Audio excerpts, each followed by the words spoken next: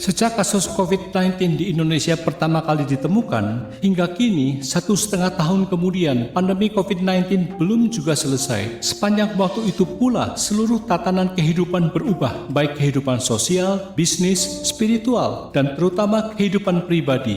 Dari keharusan bekerja secara jarak jauh atau working from home (WFH) hingga terpaksa merasa nyaman dengan hanya berolahraga di rumah saja, pandemi COVID-19 telah mencerabut sebagian besar rutinitas kita. Tentu saja ini mengganggu motivasi kita. Motivasi cenderung akan turun ketika Anda merasakan defisit dalam 3 bidang utama kehidupan, yakni kebebasan, kompetensi, dan komunikasi. COVID memusnahkan ketiga hal tersebut secara instan. Lalu, bagaimana caranya mengatur hidup serta rutinitas sehingga Anda merasa lebih termotivasi pada tujuan, tetap fokus di tempat kerja, atau mencoba membangun resolusi hidup yang baru? Inilah saran dari beberapa riset agar Anda bisa kembali atau merasa lebih termotivasi. Pertama, agendakan ritual harian. Sebuah studi di tahun 2018 dari Universitas Harvard menyimpulkan bahwa ritual, yakni urutan tindakan yang telah ditentukan sebelumnya yang ditandai dengan rigiditas dan repetisi atau pengulangan, mampu meningkatkan pengendalian diri dan perasaan disiplin diri seseorang. Ritual tidak harus hal yang rumit, bisa saja sebuah rutinitas kecil yang Anda lakukan setiap hari. Misalnya, meletakkan baju olahraga di samping tempat tidur sehingga Anda terpantik untuk berolahraga di pagi hari. Contoh lain, bermeditasi atau bersantai setelah Anda selesai menemani anak-anak Anda belajar daring, atau menyirami kebun Anda setelah selesai WFH. Seiring waktu, ritual mengotomatisasi perilaku. Ketika sebuah kebiasaan menjadi otomatis, hal ini akan membebaskan energi mental Anda. Maka Anda pun kemudian dapat berfokus pada hal-hal lain yang membutuhkan lebih banyak waktu atau energi. Kedua, siapkan anchor atau isyarat rutin.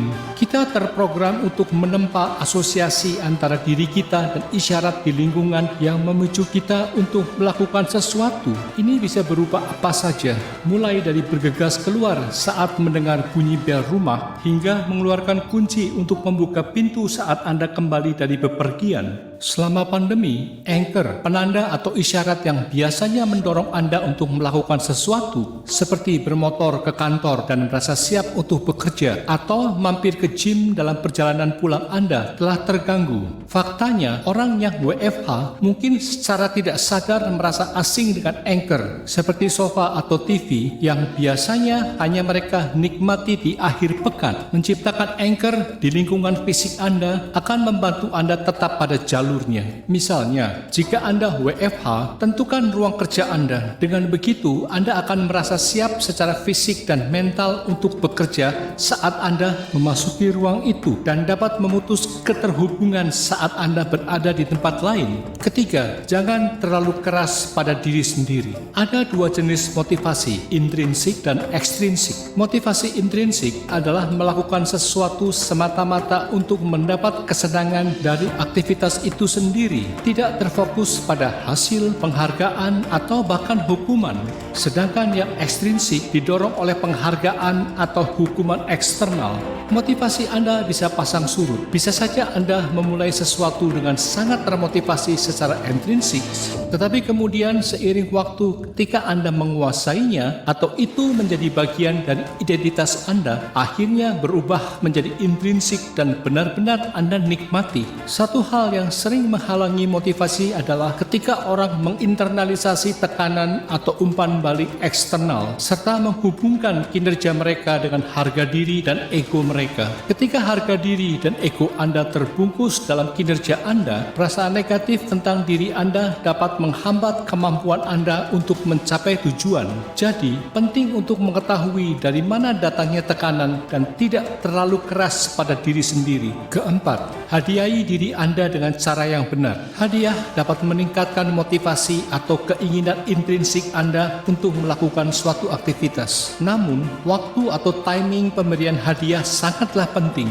Idealnya, Anda harus memasangkan aktivitas dengan sesuatu yang menurut Anda menyenangkan untuk dilakukan selama atau setelah aktivitas. Jadi, saat Anda berolahraga di treadmill misalnya, Anda bisa menonton acara Netflix favorit sebagai hadiah, atau Anda bisa menikmati camilan seperti secangkir kopi atau sepotong coklat sambil mengerjakan tugas kerja yang membosankan. Kuncinya adalah memastikan hadiahnya tidak merusak diri sendiri. Kelima, beri ruang untuk momen positif. Menemukan cara untuk menumbuhkan emosi positif setiap hari dapat berdampak nyata pada motivasi dan produktivitas Anda. Hal-hal kecil seperti menonton video lucu atau mengirim WA ke teman adalah contohnya. Banyak penelitian menunjukkan bahwa mengalami emosi positif dapat meningkatkan kinerja, kesehatan fisik dan mental, hubungan sosial, keterlibatan di masyarakat, dan juga pendapatan Anda.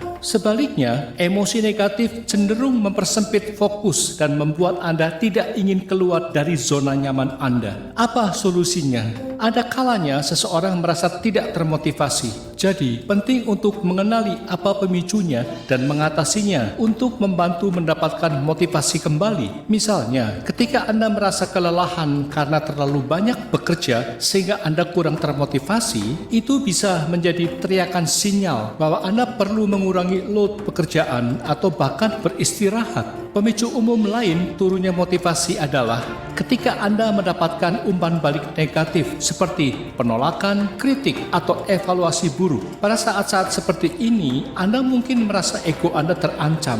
Solusinya adalah membangun kembali motivasi secara alami dengan menyingkirkannya, melakukan hal-hal lain, dan kemudian kembali lagi. Singkatnya, cobalah lakukan shifting fokus dan kemudian kembali lagi. Penelitian menunjukkan bahwa memiliki rencana darurat atau plan B yang sangat spesifik dan konkret untuk saat-saat ketika Anda merasa motivasi Anda turun bisa sangat efektif. Buat skrip di kepala Anda tentang apa yang akan Anda lakukan. Ini semacam mengotomatisasi perilaku sehingga Anda tidak harus merasa lumpuh atau benar-benar tidak berdaya saat berada pada kondisi itu. Selamat mencoba dan tetaplah termotivasi.